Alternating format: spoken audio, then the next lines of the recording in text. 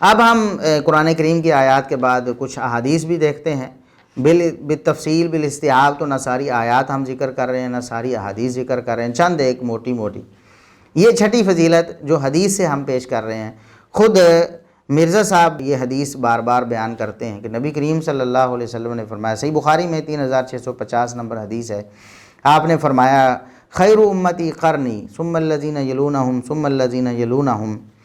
میری امت میں سے قیامت تک کے جو لوگ ہیں ان میں سے سب سے بہترین میرے زمانے کے لوگ ہیں، یعنی صحابہ کرام۔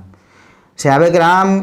سب سے بہترین لوگ ہیں، ثم الذین یلونہم،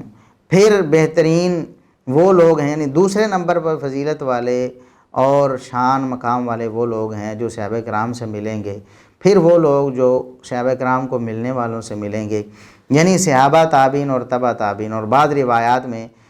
تبع تابعین کے جو شاگرد ہیں اتباع التبع تابعین، وہ بھی اس میں فضیلت میں شامل ہوتے ہیں۔ تو بہرحال یہ نبی کریم صلی اللہ علیہ وسلم کی خوشخبری اور آپ صلی اللہ علیہ وسلم کی طرف سے ایک فضیلت ہے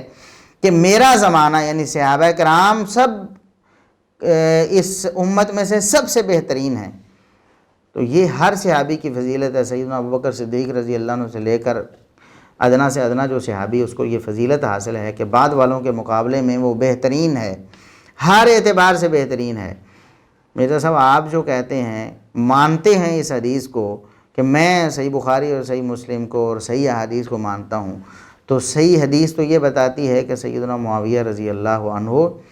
سب سے بہترین لوگوں میں شامل ہیں۔ جس طرح ابو بکر رضی اللہ عنہ اس امت میں سے بہترین ہیں، اسی طرح سیدنا معاویہ رضی اللہ عنہ بھی اس امت میں سے بہترین ہیں۔ بعد والا کوئی شخص کسی طرح بھی سیدنا معاویہ رضی اللہ عنہ سے کوئی مقابلہ نہیں کر سکتا۔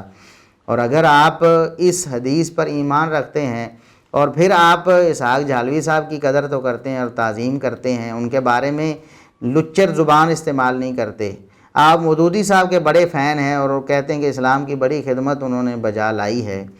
اور آپ جناب اور کسی بزرگ کا نام لے کر ان کی تو بڑی فضیلت اور ان کا بڑا احترام کرتے ہیں، لیکن سیدنا معاویہ رضی اللہ عنہ کا نام لے کر ان کے خلاف اپنے بغض کا اظہار کرتے ہیں۔ آپ کہتے ہیں میرے دل میں ان کے لیے میل ہے، میرے دل میں رنج ہے،